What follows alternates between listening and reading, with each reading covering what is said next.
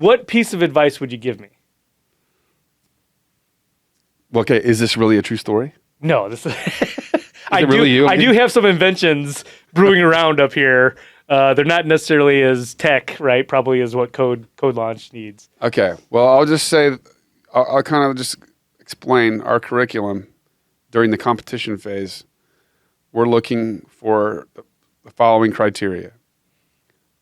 Someone who can sell, who's got some charisma and can speak in a setting that's, not everybody can do that. Yeah. Standing comfortable in their own skin. Yeah, comfortable in their own skin and can stand in a boardroom and talk about this business venture and convince other people. And so when we get to the pitch meeting part of this, we're looking for salesmanship, communication skills. Sure. Well, that's how the world. A little bit of charisma, and then at that point we already know about the venture. The venture sounds viable. It sounds interesting and new. There's a reason to believe that you could build a massive market out of this product. So that's one. If that's not you, you're going to need that person on your team. And if that is you, you're going to need a super competent technical person on your team. So definitely at least have both those bases covered at the beginning. The third thing, do not hide in, what do they call that? In startups, they use a space movie name for hiding who they are until it's time. Okay. I want to say coming out of warp, but that's Star Trek. Gotcha. Okay. That's Star Trek lexicon. It's the other one. It's the like hyperdrive? It's something like that. Okay. Yeah. I don't know why I was blanking right now. But startup founders will keep it a secret way, way longer than they have to because they're afraid their full-time job may fire them or something. Okay. And unless you know that they're going to fire you because they have some kind of arrangement, or like maybe you got hired and they knew you were entrepreneurial and they asked you not to do other ventures, et cetera, I don't think you should be afraid of that.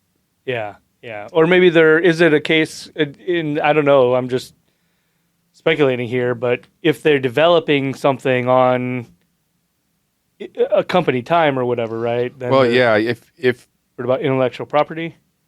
You definitely don't want your employer to think you're using their time to work on your product. Yeah. And if you're an entire work from home person, that can create an environment of mistrust, which is one of the problems with it. But if you are a work in the office person, you probably aren't going to have to worry about that. So maybe you just decide to be a work in the office person if you're going to, so that you can be out there in public with it and they can trust you and you can put the effort in a moonlighting basis. So have those two bases covered and have your digital marketing polished and talk about what you're doing. Don't be afraid that someone's going to steal your idea. It's another fallacy.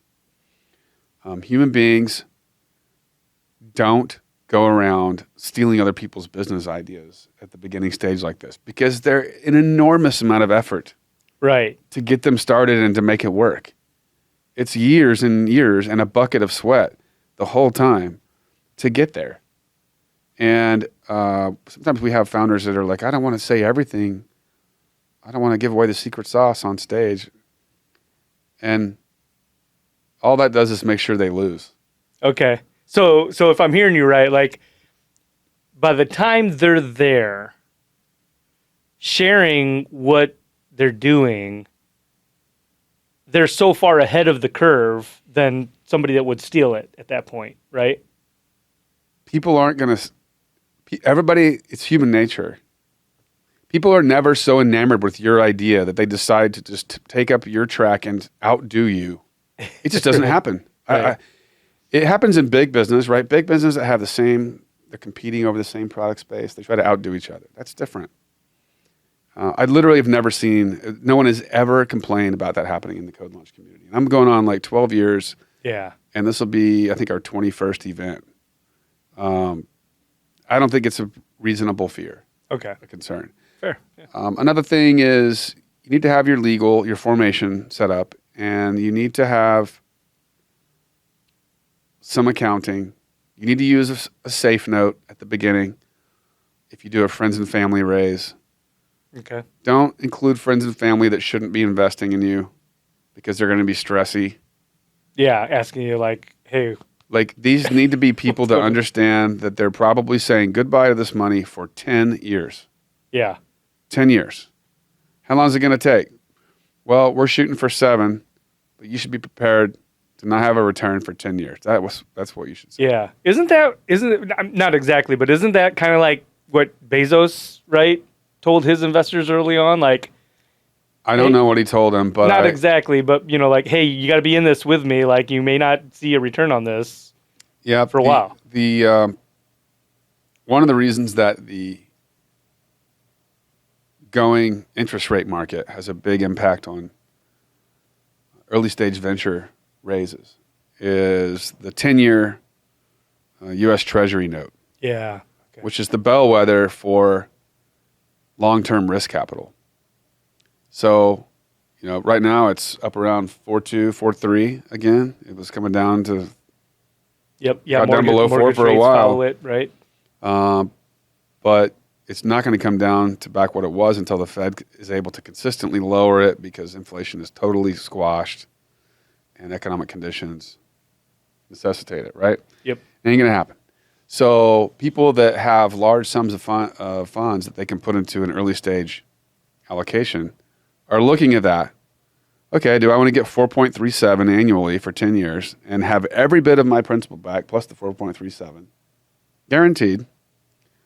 Or do I want to say goodbye to it and get maybe none of it back Right.